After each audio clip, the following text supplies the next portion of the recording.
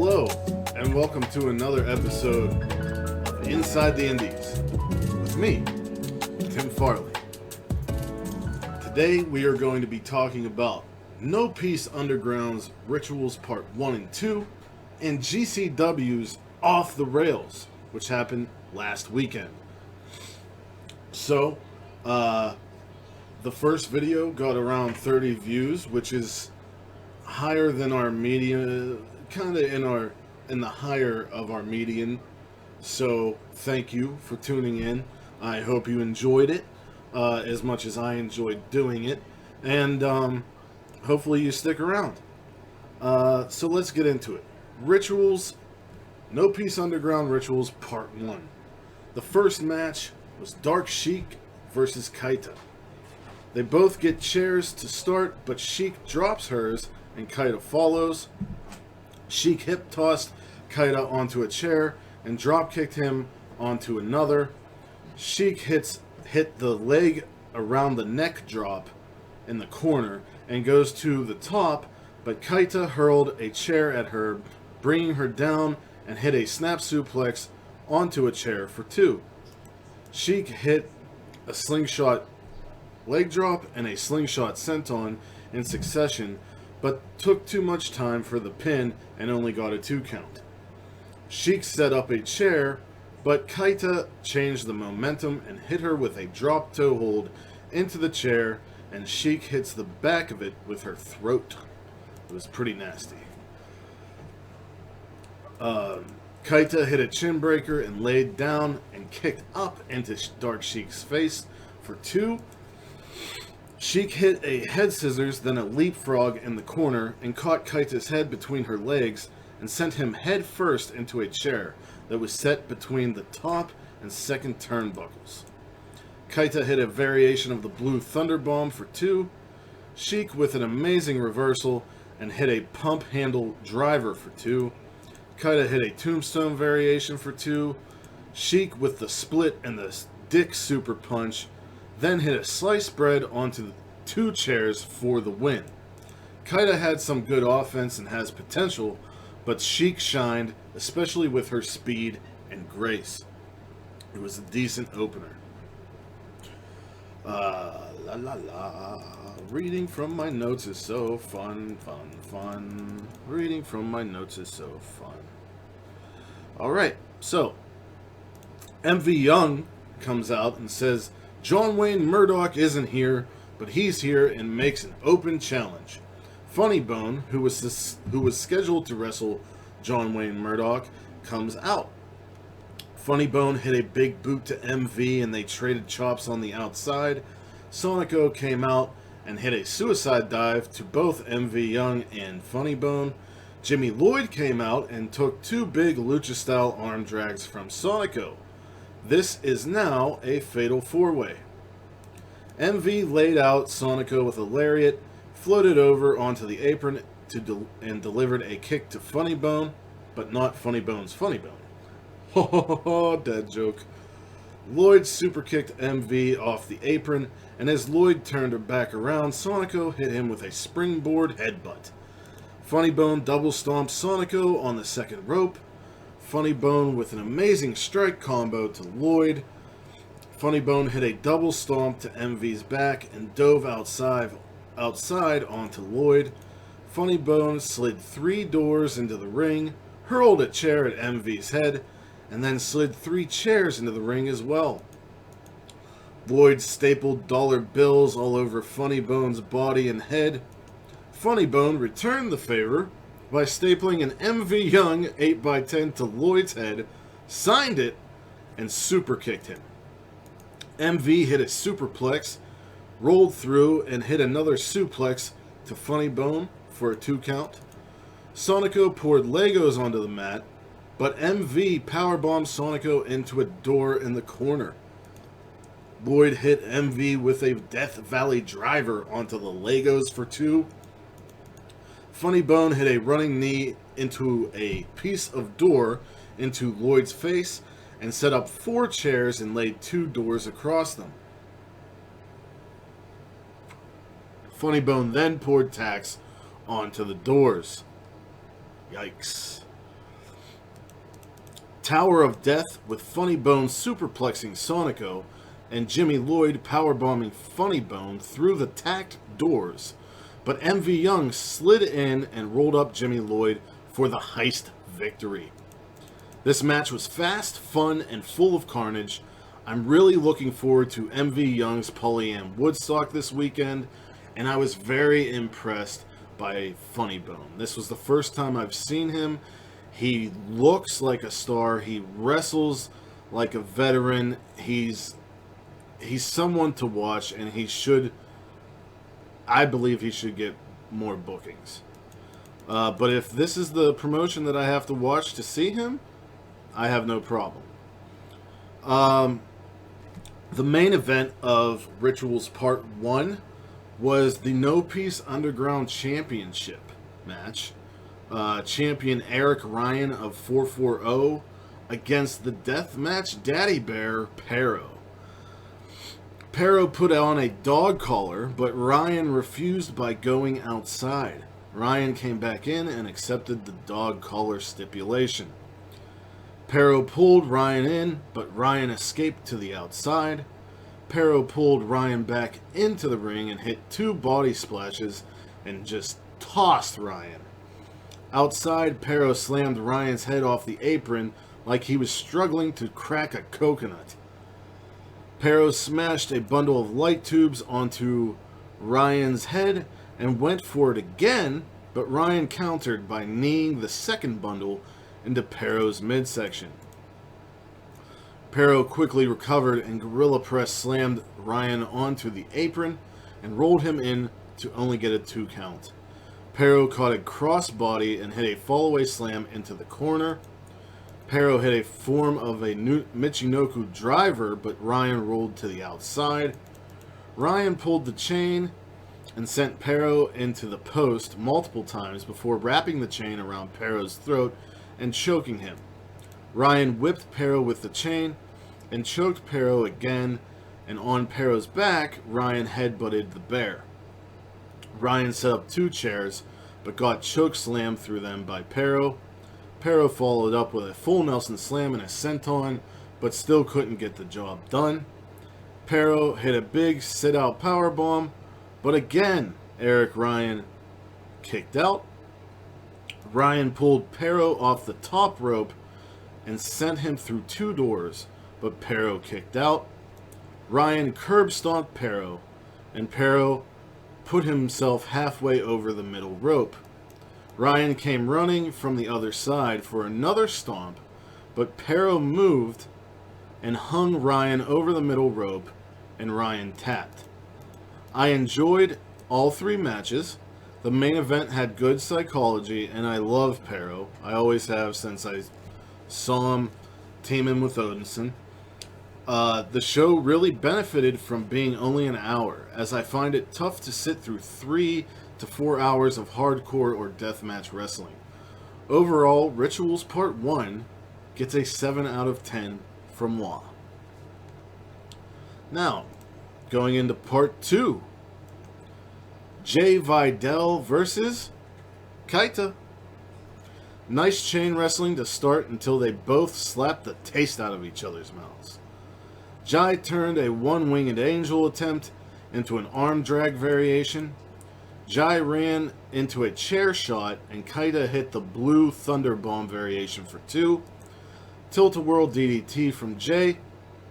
Flipping snap suplex by Jay, and Kaita rolled to the outside.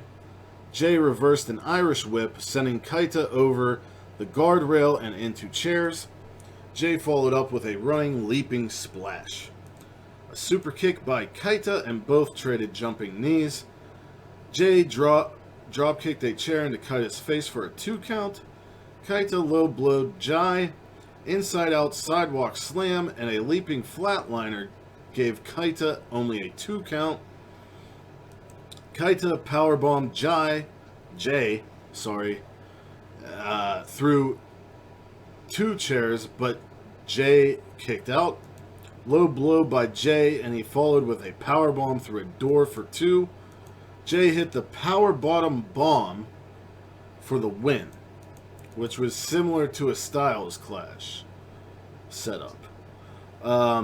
Jay reminds me of Humberto Carrillo in that he's a charismatic hybrid wrestler, and Kaita, with his ruthlessness and crisp moves, remind me of Hakeem Zayn, or if you know him from Impact, Rohit Raju.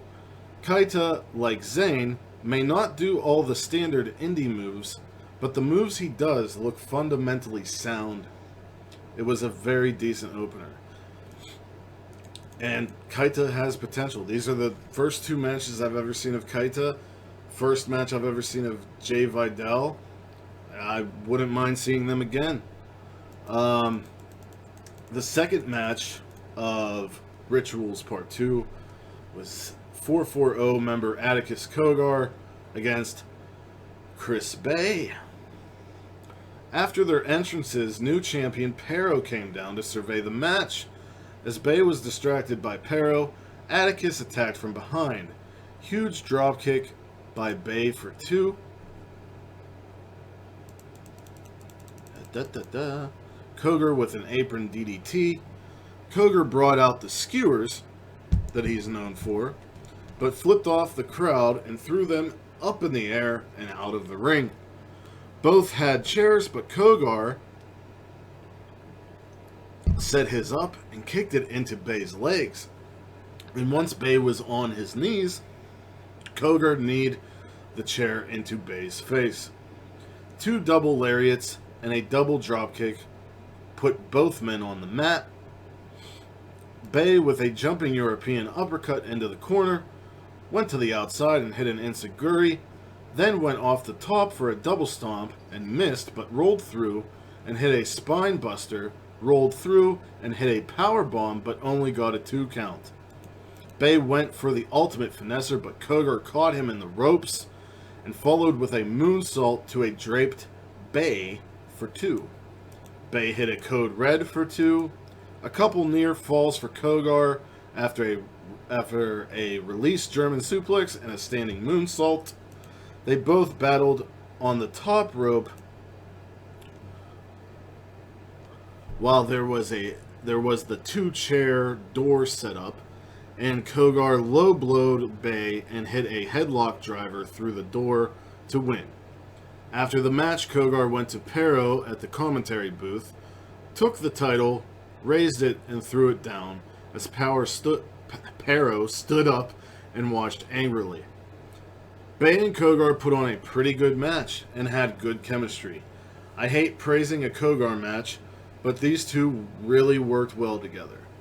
Out of all the matches that I've talked about from these 2 shows so far, I would recommend the main event of night 1 and this match and the match I'm about to talk about. The main event was supposed to be EC3 against Matthew Justice. After a confrontation the two had after Justice had a match with Eric Redbeard. EC3 came out and grabbed a mic, and commentary called him the essential character, which I really enjoyed. So EC3 grabbed the mic, saying he came to the deathmatch promotion because everyone is fighting for their lives. He said that Matthew Justice didn't show up and is somewhere in Vegas in a hotel room succumbing to his demons. This leads him to speak about addictions and becoming something greater than that. EC3 said he came here to find potential, someone who could go beyond this shithole called No Peace Underground, and lays out an open challenge. Buffalo boy Kevin Blackwood answered the call. So we get EC3 versus Kevin Blackwood. As Blackwood was taking his jacket off, EC3 attacked from behind with vicious strikes and slamming Blackwood's head off of 3 top turnbuckles. Blackwood with a combo of strikes and hit an elbow to the back of EC3's skull. EC3 stopped the offense with a big lariat and then grounded Blackwood with a half Nelson choke, similar to a chicken wing. EC3 had Blackwood in a DDT position, but instead of falling back for the DDT, he just front slammed Blackwood, then followed with a delayed vertical suplex. Blackwood fired back with strikes again and a nice suplex. Blackwood hit a double stomp off the top to EC3's back. EC3 with a double underhook facebuster and taps Blackwood out with the purpose. EC3 grabbed the mic and told Blackwood he has potential and promise, and once he controls his narrative, he will have purpose. He then says good job and they shake hands. EC3 is so driven and precise with his movements. And ever since he came back onto the wrestling scene, his body is incredible. His character is incredible. I mean, everyone praised what he did in Impact, and for good reason. And then they tried to make it work in NXT, and it didn't really translate that well. And you have MJF, who's doing something similar to that gimmick, and EC3 seems to have taken stock of that and reinvented himself and is controlling his narrative. I'm starting to really appreciate EC3 more than I did before. Blackwood continues to impress me every time I see him. His strikes are fantastic. During this match, he hit like 3 liver shots or kidney shots to EC3, and it was just like, it brought a sense of reality. It wasn't just like, you know, boom, boom, boom, boom, boom, boom. It was targeted, you know, hurtful strikes. This was a really good match. Rituals Part 2 didn't disappoint. The only criticism I have for both Ritual shows is that there was too much use of doors and chairs, especially in the same manner, like laying the chair or laying the door or 2 doors across 2 or 4 chairs. But each competitor put their own twist on the spots. As this was my introduction to No Peace Underground, they certainly are on my radar now. Like I said, I'm excited for Paulie and Woodstock this weekend, and they will be there running a show called Ayahuasca.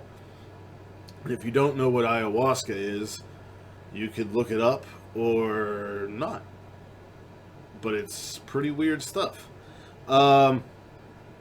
Rituals Part 2 gets a 7.5 out of 10. So we went from 7 to 7.5, and that's pretty good in my book. So yeah, let's get into the last show I will be reviewing, which is GCW Off the Rails. Now, I do want to say that ROH had Glory by Honor, and that was 2 shows. GSW had Global Festival, and that was 2 shows, 2 full shows. And Impact had Emergence. And I saw the card for Rituals, and I liked the talent, and I knew that it wouldn't be 3 to 4 hours long each. So that's how I came to choose what I was talking about.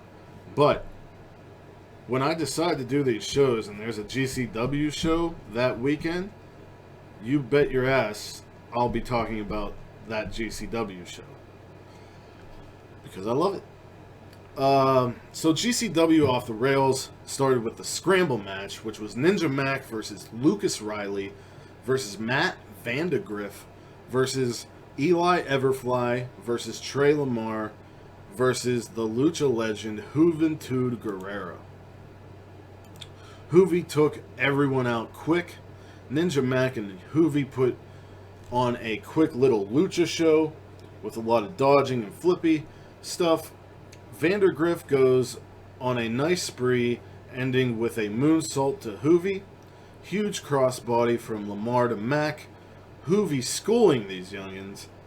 Vandegrift with a 619 to Juvi. Eli with a double stomp off the top to Vandegrift to the apron. Riley with a huge slingshot cutter, and a tope to the outside. Mac hits a 4 backflip moonsault to the outside. Vandergriff with a double stomp to Lamar. Eli with a butterfly super destroyer to Vandergriff. Riley breaks up an arm breaker from Mac to Everfly with a swanton bomb. Hoovy driver to Lucas Riley for the win. This was a great scramble. Hoovy got it in, and Vandergriff, this is my first time seeing him, and he really impressed. He came in out of nowhere multiple times to switch the momentum of the match, and he did very well. I'm definitely going to be looking out for him in the future. Next, Cardona came out dressed as ECW Vince McMahon, in all black and a do-rag.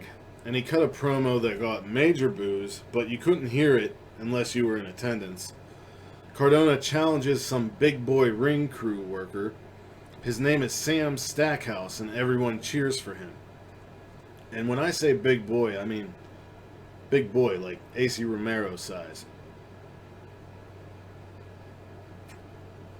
Cardona keeps the mic and talks shit while booting Sam. Cardona hit him in the head with a full 6-pack of PBR, then spit some in Sam's face. Sam kicked out of the broski boot. Sam moves from a chair shot attempt, and it ricocheted into Cardona's face. Sam hit a spinning wheel kick and a suicide dive. Big sit-out powerbomb for 2 by Big Boy Sam. Sam misses a second rope moonsault, and Cardona hits a low blow and a Rough Rider for the win. I don't know if it's called Broski Brute and Rough Rider anymore, but that's how I know them, so whatever. Sam Stackhouse was impressive because he is almost as big as Haystacks Calhoun. I'm lying, more like Jeff Cannonball or AC Romero. Wish I could have heard all the shit talk. On the way to the back, a fan flips Cardona off, and Cardona puts him on the ground. I think the fan was Jody himself, but I'm not sure. If you know, leave a comment. If you know, let me know. And if you get that, good on you. The third match was Jimmy Lloyd versus Dark Sheik. Head scissors and a dropkick by Sheik. Sheik does the leg around the head slam from the top, and Lloyd goes outside. Lloyd launches a chair right at Sheik's head for 2. Dark Sheik with a suicide dive. Sheik with a spin kick off the top for 2. Enziguri for 2 by Lloyd. Jimmy hits her with a beer and then takes a swig. Brings in a door and a staple gun and staples dollar bills to Sheik's head and arms. Punch to the dick by Sheik. Sheik staples the dollars to Jimmy's head and arms. Lloyd staples a bill to Sheik's ass and breasts. Big spin kick by Sheik. Sheik hit Lloyd in the head with a chair twice for a 2 count. Sheik sets up a door across 2 doors. Sheik set up the door across 2 doors. Maybe I meant chairs. Sheik staples Lloyd's tongue or lip to the door and hits a slingshot leg drop through the door, and then another slingshot tope for senton for 2. Sheik sets up 4 chairs. Lloyd hits a tiger bomb and a package pile driver, but Sheik kicks out. Pump handle driver for 2 by Sheik. Big overhead pile driver by Lloyd, but Sheik kicks out at the last possible moment. Package pile driver through the 4 chairs, and Lloyd wins. This was an enjoyable match. I loved how they were covered in bills throughout the match, and I get that Lloyd needs the momentum going into the finale against G-Raver, but can GCW please give Dark Sheik a win? The next match we had was Nick Wayne versus Dante Leon. The last match we reviewed of GCW, it had Nick Wayne on it. Nick Wayne is only 16 years old, and he's a third-generation wrestler. Wayne hit a jumping knee and a tope con hero after a lot of fast reversing and dodging by both men. Leon hit a cutter off the top over the rope and hit a swanton onto Wayne's back as Wayne stood on the apron. Wayne hit a front flip senton onto Leon off the apron. Wayne hits a 619 and follows with a slingshot crucifix bomb for 2. Leon hits a big twisting dive onto Nick Wayne's back for 2. Spanish fly off the apron through a door to the floor by Wayne. Wayne hits a huge swanton for 2. Leon went for the end-seeker cutter, but Wayne kicked him mid-air. Wayne goes for a clout cutter, but Leon turns it into a submission. Flipping corner cutter ends Wayne's offensive match, and Leon wins. This was fast-paced. Nick Wayne got a lot of shine, but the right guy won. Loved all the movement in this. Leon is so fun to watch, along with Ninja Mac, and if they keep booking Wayne, I'll probably be saying the same thing about him. We then got Effie versus Ricky Morton. Effie comes out to Rhinestone Cowboy and has blonde hair, and this made Timmy sad, because Timmy loves Goodbye Yellow Brick Road. Effie hit the leg DDT from the top. Effie tried to do the kiss for Mind Games, but Ricky kissed him back, and the crowd went wild. A lot of punches and rest holds in this match. Effie wins with a roll-up. Always fun to see Ricky Morton as well as Effie. I missed the Goodbye Yellow Brick Road entrance, though. Starboy Charlie versus Jordan Oliver. Starboy Charlie just came off the win of his life, tapping out Chris Dickinson, and Jordan Oliver has been having one of the best years of any independent wrestler, female, male, whatever.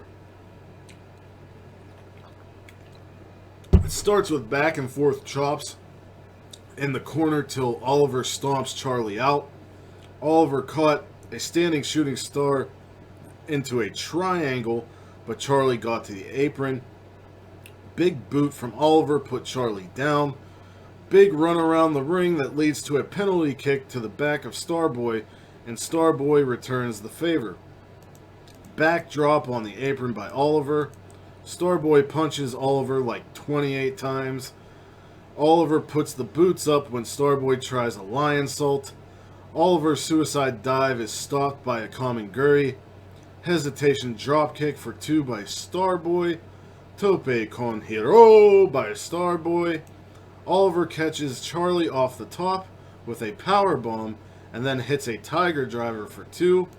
Fans cheer on Starboy as Oliver sets up for another power bomb, and Starboy hits a DDT and a suplex into the turnbuckle. Standing shooting star and a moonsault from the top, and Oliver kicks out. They trade kicks, and Starboy goes for the same submission he beat Dickinson with, but Oliver slams him off and taps Starboy out with a Boston Crab. They shake hands and hold each other's arms up afterwards in a show of respect. This was a fun match. I'm a big fan of both guys. Starboy just came off a big win that meant a lot, but Oliver is going for Independent Wrestler of the Year. I believe the only match he lost in GCW this year was the title match against Nick Gage. I could be wrong, but I believe I'm right. The next match was definitely my match of the night. Alley Catch against AJ Gray. Alley hit a suicide dive to Gray during his entrance. Big spin kick to Alley. Splash in the corner, but Alley kicked out. Gray was going for the lariat, but Alley kicked his leg and started targeting the leg. Ali pulled the leg on the ropes and then hit a senton for 2. Ali relentlessly on that leg. Relentless attacks on that leg. Ali applied a half crab, but Greg got to the ropes. They trade forearms and chops, and Greg just grabs her by the head and continuously slaps her in the face before hitting an enziguri. Ali counters a powerbomb with a Rana, up kick, and a Northern Lights bridge suplex for 2. STF by Ali, but Gray once again gets to the ropes. Big back elbow from Gray, and he set her on top, but she drops down and hits a power bomb for 2. Big backdrop driver and a fisherman buster by Gray for 2. Pile driver through the ropes, but Gray kicks out. Ali goes for a lariat, but Gray catches her with one for 2, then gets up and hits the lariat again for the win. From this point, this was the best match on the show. Ali continues to show she is a wrestler and not just a gimmick girl, but Gray still pulled it out. I felt like Gray could have taken the loss here. Ali's on this journey to prove herself as a wrestler by changing her last name from Cat to Catch, and I'm wondering when we're gonna have a big payoff. I know that she beat Effie, and that's fantastic, but I'm still looking for, or maybe I'm just a big Alley Catch fan. Who knows? Next we had Chris Bay against Too Cold Scorpio.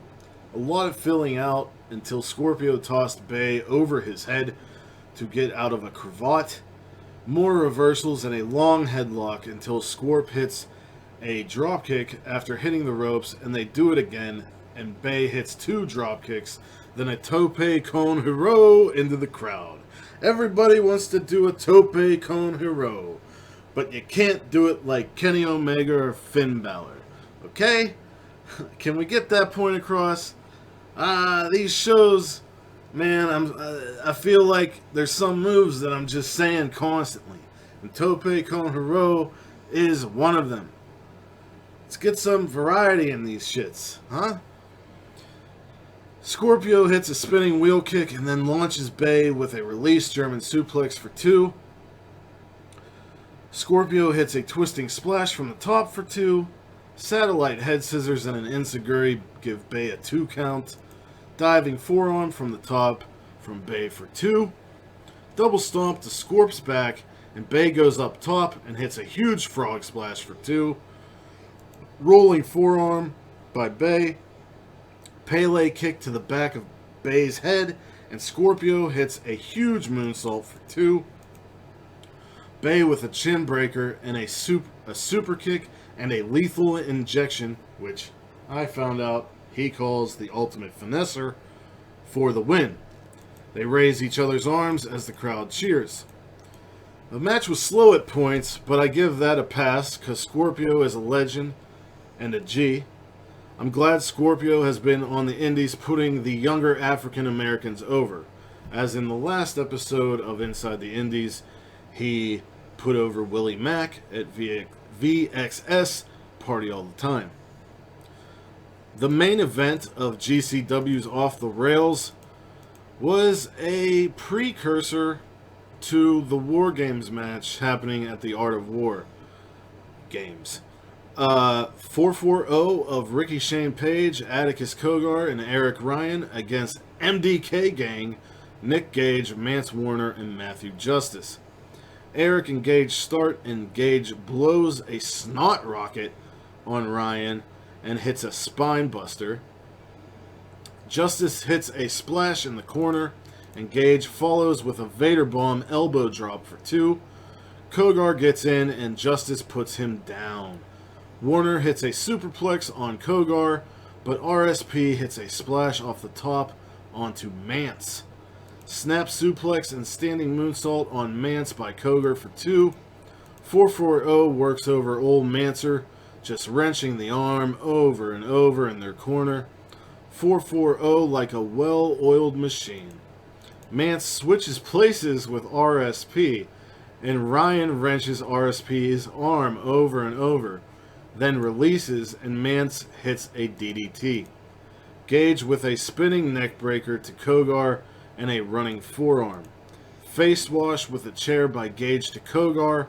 Face wash with a chair to Ryan by Gage. Justice hits the ropes, jumps off the chair, and sentons. Justice hits the ropes, jumps off the chair, similar to Sabu, and sentons to the outside to Kogar and RSP. On the outside, a lot of chair play by both teams. Gage throws Kogar into a bunch of chairs as RSP and Eric Ryan set up doors in the corners and one